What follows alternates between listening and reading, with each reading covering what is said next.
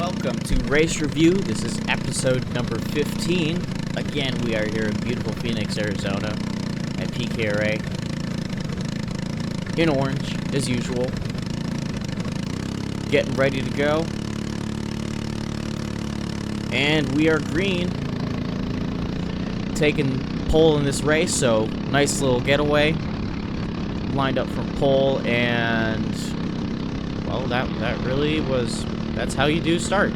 If you start in pole and you keep your position and you lead everyone else, then you're doing something right. So we are running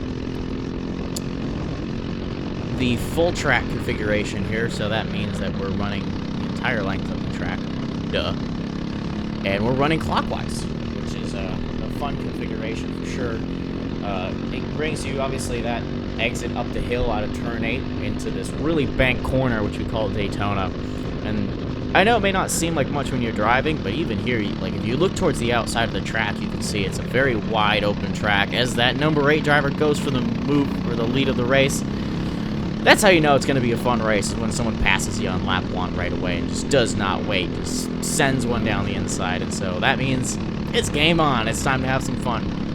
Just come out of turn 3 onto the rumbles into turn 4. This is a flat-out right-hander.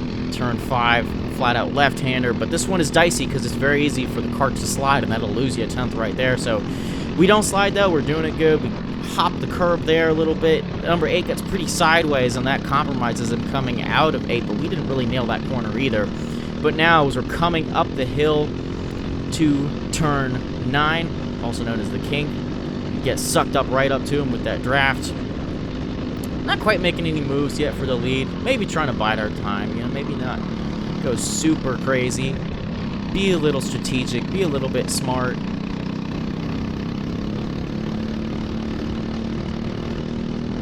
As you come through the start-finish line into turn 1, turn 2, turn 3. And this whole section is known as the bus stop because, well, it's a bus stop. That's what a bus stop corner is, but my explanation skills today are on fire.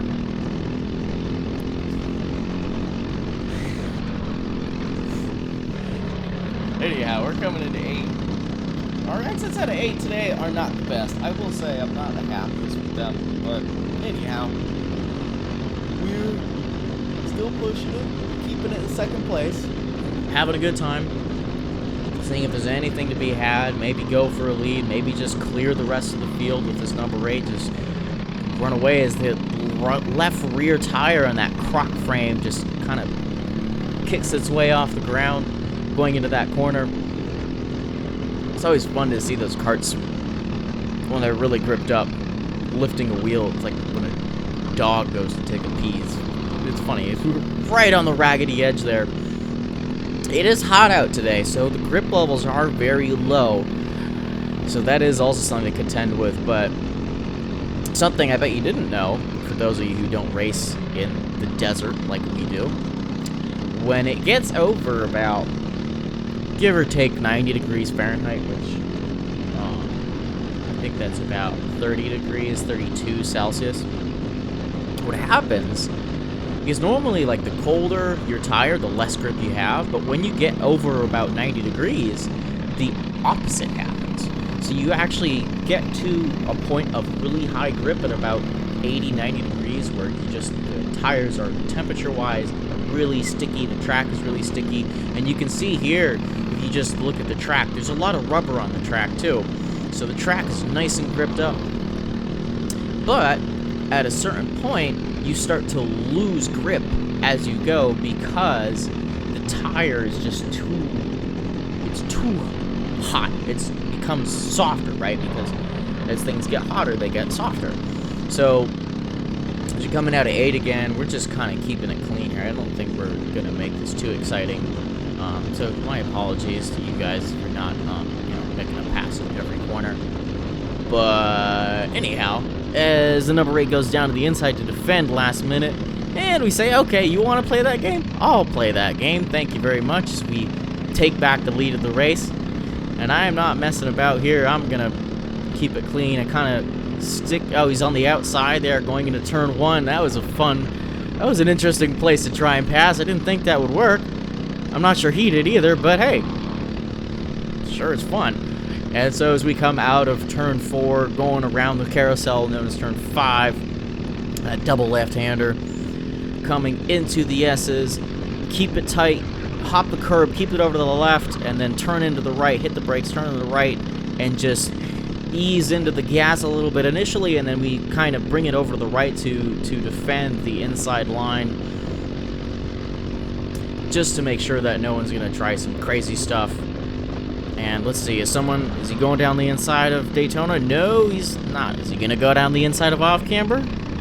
No, he's not going down there either. That's interesting. Well, we'll just keep it through 12, just take our natural line, as I believe that's either 2 to go. It might be 1 to go, to be honest. I couldn't tell just by watching that there. I think it's 2 to go. It was a little bit of a slide there, so that's definitely going to compromise us coming out of 4 here. That little slide going through turn 3 just means that all this section is flat out afterwards, and that means that when you have a little slide through that corner, you're basically compromised the entire way. This whole section, you're going about a mile an hour or 2 slower the whole way through as we pull towards the inside to defend that inside line going into the kink.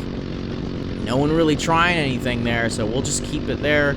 Just kind of looking where everyone else is at. Don't want to move too far back because that technically would be a blocking penalty. As we kind of move it a little bit towards the inside to defend the inside of off-camber, and the number 8 gets through as we get on the dirty part of the track and end up losing grip because we were on the marbles. So now we are, in fact, 1 lap to go. Got to keep it tight, got to keep it clean so that we can set up the right move at the right time here on this number 8. What are we going to do here? We got to kind of surprise him, but we also got to make sure that we don't let anyone else get behind us. So we got a really good run here now. So can we maybe make a move happen into turn 8? We're going to go down the inside.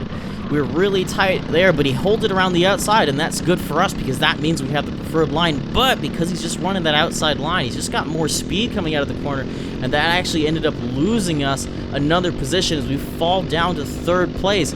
But we kind of catch up to him a little bit, and we can move back to the preferred line to get more speed, and maybe we can catch back 2nd place as we make a dive down the inside there.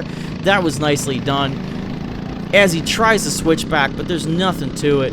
We get back 2nd place. Not quite a win, but there's always the main. And as usual, you're always welcome to subscribe. Slide in the subscribe if you like racing go-karts. And also let me know, which frame do you think is better? You prefer driving a VLR or do you prefer driving a Croc?